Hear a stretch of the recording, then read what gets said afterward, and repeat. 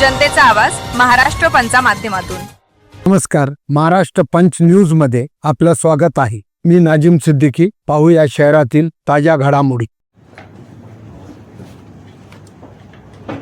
आज परभणी जिल्ह्यामध्ये राष्ट्रवादी काँग्रेस पक्ष शरद पवार या पक्षाच्या पक्ष बांधणीच्या संदर्भातून येणाऱ्या काळामध्ये पक्ष संघटना मजबूत करणे आणि कार्यकर्त्यांशी संवाद करण्याचा आजची ही बैठक आणि मेळावा आपण आयोजित केलेला आहे। खरं म्हटलं तर अध्यक्षपदाची जबाबदारी आदरणीय पवार साहेबांनी राष्ट्रवादीच्या सर्व नेते मंडळींनी आमच्या दिली। 1 वर्ष पूर्ण होत आहे। 1 वर्षाच्या कालावधीमध्ये अतिवृष्टीच्या असलेली परिस्थिती, त्याचबरोबर निवडणुका या माध्यमातून राज्यभर पक्ष संघटना मजबूत करणं हे उद्दिष्ट माझं होतं, परंतु त्या कालावधीमध्ये वेळ मिळाला नाही। आणि आता पक्ष संघटना महाराष्ट्रामध्ये जो विरोधी पक्षाचा स्पेस आहे तो कार्यकर्त्यांच्या ताकदीने उभं करण्याचा प्रयत्न आम्ही करतोय। आज परभणी जिल्ह्यामध्ये आमच्या सर्व ज्येष्ठ नेते मंडळींच्या बरोबर पक्षाच्या प्रमुख पदाधिकाऱ्यांची बैठक होईल। नवीन कार्यकर्त्यांना सुद्धा संधी द्यावी आणि नवीन संघटना मजबूत करून महाराष्ट्राच्या सर्वसामान्य जनतेचे किंबहुना परभणीच्या जिल्ह्यातल्या सुद्धा मूलभूत प्रश्नाच्या संदर्भामध्ये रस्त्यावर उतरणारी, आक्रमकतेने उभी राहणारी संघटना ही भविष्यकाळामध्ये उभं करण्याचा आमचा उद्दिष्ट आहे। आणि त्या पद्धतीने आज आम्ही या ठिकाणी बैठक आयोजित केलेली आहे। येत्या कालावधीमध्ये ही बैठक झाल्यानंतर तुम्हाला कळून येईल की परभणीमध्ये जो पवार साहेबांना प्रचंड मानणारा जिल्हा आहे, एक काळ असा होता की परभणीमध्ये पवार साहेब म्हणतील त्या प्रकारचा निर्णय आणि तिथले उमेदवार विजय होत होते। तशाच पद्धतीचं परत एकदा आम्ही परभणी जिल्ह्यामध्ये राष्ट्रवादी शरदचंद्र पवार पक्षाचं मजबूतीचा अशा प्रकारचं जाळं निर्माण करण्यासाठी बैठक आयोजित केलेली आहे। आपण सर्व पत्रकार आल्याबद्दल आपलं मनापासून आभार मानतो। आपल्याला काय विचारायचं तर विचारा। दोन्ही राष्ट्रवादी एकत्र येणार आहेत किंवा हा जो संभ्रम आहे मागच्या 1-2 वर्षापासून, ज्यामुळे की पक्ष वाढत नाही किंवा नागरिकांमध्ये संभ्रम आहे, हे संभ्रम कसा दूर करणार आहोत?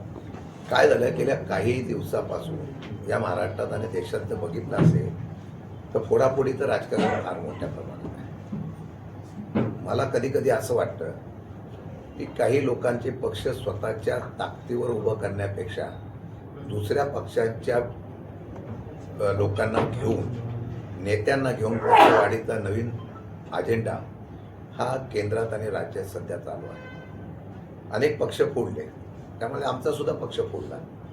आता हे सर्व झाल्यानंतर सुद्धा कायम वेगवेगळ्या प्रकारचं ऑपरेशन केलं जाईल अशा प्रकारची चर्चा होते।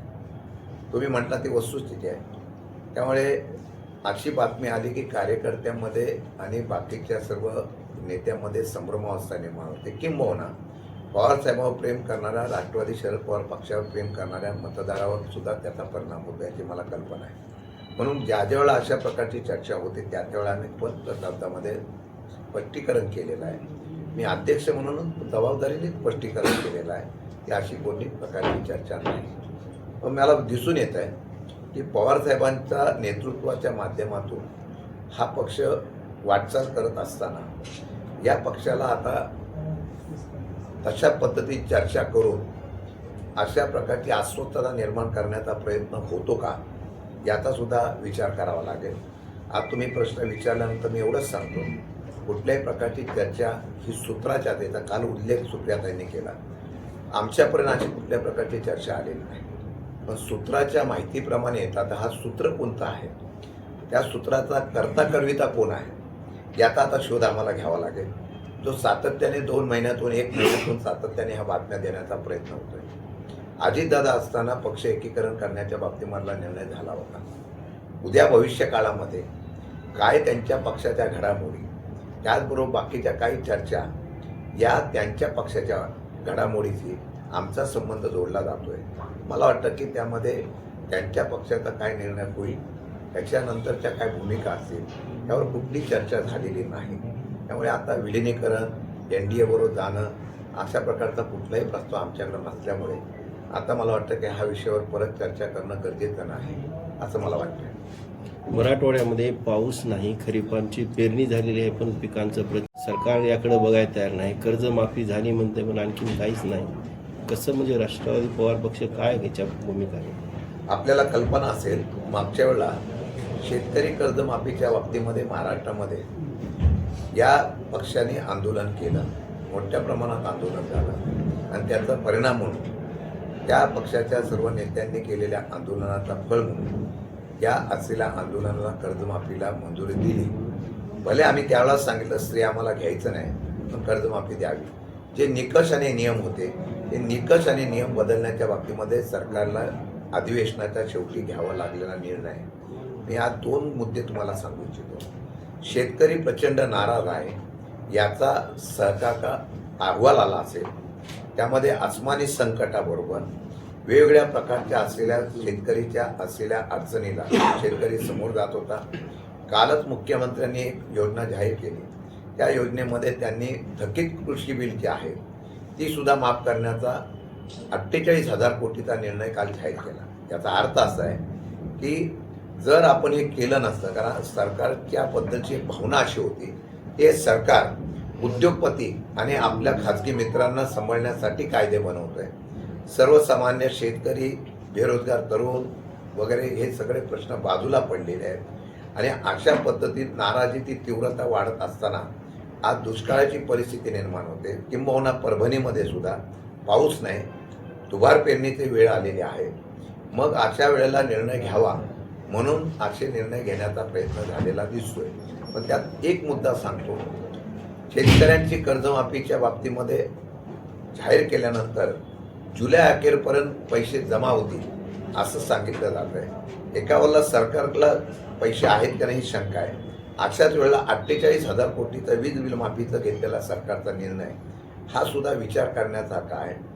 सरकारचा निर्णय मुख्यमंत्र्यांनी जाहीर केला, त्याचा फायदा शेतकऱ्यांना व्हावा ही अपेक्षा आहे. परंतु तो महावितरण कंपनी अडचणीत येते. 38,000 कोटीच्या बाबतीमध्ये महावितरण कंपनीला आज थकबाकी आहे. त्यामुळे सरकारी तिजोरीतून शेतकऱ्यांची कर्जमाफी करायची आणि ती वितरण कंपनी करून मग बाकीच्या योजना राबवण्यासाठी अशा प्रकारचा निर्णय होतो का याचा सुद्धा अभ्यास करावा लागेल. कारण आता सौर ऊर्जेला फार मोठी गती देण्याचा प्रयत्न केला जातोय. खाजगी कंपन्यांना सौर ऊर्जेसाठी सरकारी जमीन दिल्या जातात. अशा प्रकारचे वेगवेगळे प्रकारचे निर्णय आहेत. एखादा केंद्राचा आणि राज्याचा निर्णय जो दिला जातो त्याच्यामधला हेतू त्यांचा काय हा नंतर कळतो. आत्ता त्यांनी ज्या योजना जाहीर केलेल्या आहेत त्याचा अभ्यास करून आम्हाला त्याच्या बाबतीत निर्णय घ्यावा लागेल. पण तरीसुद्धा या मराठवाडा आणि परभणी वगैरे या परिसरामध्ये शेतकऱ्यावर जे आसमानी संकट आलेलं आहे. काल कृषी मंत्र्यांनी सुद्धा जाहीर केलेलं आहे की दुबार पेरणी झाली तर आम्ही त्याला बियाणं फुकट देऊ. एका बाजूला बियाणे फुकट देऊ, औषधं फुकट देऊ सांगतात, दुसऱ्या बाजूला तेच विक्रेते मुकोका कायदा लावतायत म्हणून त्याच्यावर आंदोलन करतायत. आता या दुहेरी संकटामध्ये आजही शेतकऱ्यांना बियाणाची तुटवडा आहे. आजही शेतकऱ्यांना कृषीच्या असलेल्या साहित्याची तुटवडा आहे. शेताच्या असलेल्या खताचा तुटवडा आहे. त्याच्या बाबतीमध्ये मार्ग काय काढणार याच्यामध्ये अजून सरकारने खुलासा केलेला नाही. प्रत्यक्ष शेतकऱ्यांच्या पदरामध्ये ज्यावेळा या लाभ मिळेल त्यावेळा त्याचा विचार निश्चितपणाने करण्याच्या बाबतीत मला शेतकरी विचार करेल. नाहीतर फक्त आश्वासन देऊन हा बळीराजा बाहेर निघेल अशी शक्यता नसल्यामुळे राष्ट्रवादी शरदचंद्र पवार पक्षाच्या वतीने येत्या काही दिवसात आजच आम्ही ही बैठक झाल्यानंतर स्मार्ट मीटरच्या बाबतीमध्ये लोकांमध्ये प्रचंड नाराजगी आहे. राज्यामध्ये सगळीकडे त्याच्यावर तीव्र विरोध केला जातोय. पण स्मार्ट मीटर सक्ती ही केली जाते. एक उदाहरण म्हणून सांगतो. काल स्मार्ट मीटरच्या बाबतीमध्ये घरी नसलेल्या माणसांच्याकडे जाऊन जबरदस्ती स्मार्ट मीटर लावून घेण्याचा प्रयत्न जेव्हा होतो याचा अर्थ आहे की काही कंपन्यांना हे सगळं देण्याचं खाजगीकरण होतंय काय. म्हणून ह्याला विरोध करण्यासाठी ही बैठक आमची संपल्यानंतर, मेळावा संपल्यानंतर आम्ही MSCB कार्यालयावर जातोय आणि परभणीला सुद्धा आम्ही स्मार्ट मीटरचा विरोध जो शेतकऱ्यांचा आहे त्याची आवाज सव्य अशा प्रकारची बिलं लावली जातात. एका बाजूला तुम्ही पैसे देता आणि दुसऱ्या बाजूला मोफत वीज देण्याच्या बाबतीमध्ये आश्वासन देता आणि तिसऱ्या बाजूला ते पैसे इतर याच्यातून काढण्याचा प्रयत्न होतोय. अशी नाराजी असल्यामुळे त्याचा आवाज सुद्धा आम्ही उठवणार आहोत. सकाळी राजू शेट्टी यांनी व्हिडिओ जाहीर केला की जी वीज बिल माफी आहे 48,000 कोटी. महाराष्ट्र जनतेचा आवाज महाराष्ट्र पंचा माध्यमातून.